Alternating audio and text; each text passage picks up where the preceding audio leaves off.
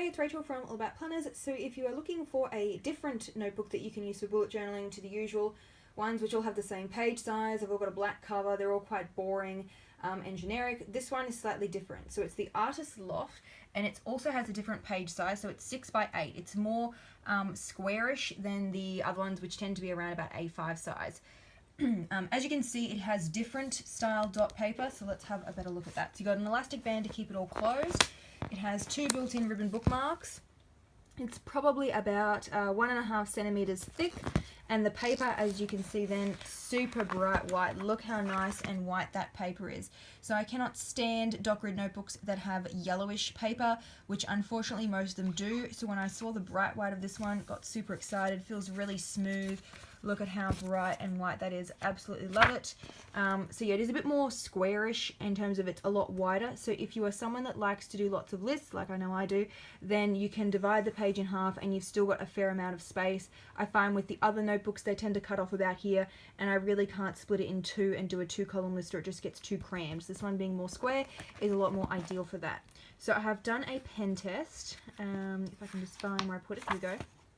So there's those built-in ribbon bookmarks. So I did a pen test with my favourite friction erasable, worked perfectly fine, paper's really smooth, no hassle there.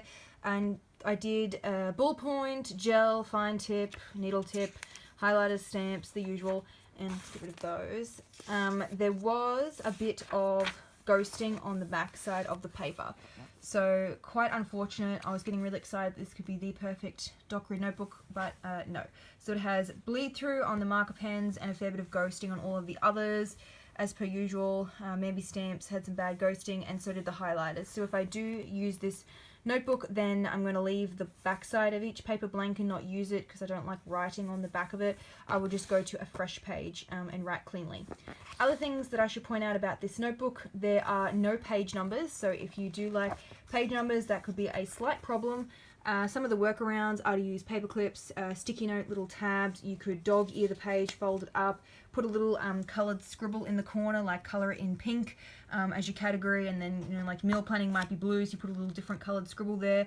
Put a little bit of washi tape on the side to create a tab. Yeah, there's a couple of different options that you can use as a workaround for that, but if you do use a bullet journal like every single day, this may not work for you. I tend to sporadically use it and just use it for lists, so it doesn't really bother me if it doesn't have the page numbers. The other option that you could use this notebook for is for drafting up spreads, so experimenting with some different layout ideas, using it as like your brain dump notebook, experimenting with some different heading, decorating, titles, all that kind of stuff. You can still use the notebook. Just because it has page numbers doesn't mean that it's useless. It does not have, I didn't think it did, no, it does not have a pocket folder at the back. It just has the bright white dot grid paper throughout the whole thing. The spacing of the dot grid is the usual 5mm that most of the, pretty much all of the dot grid notebooks have.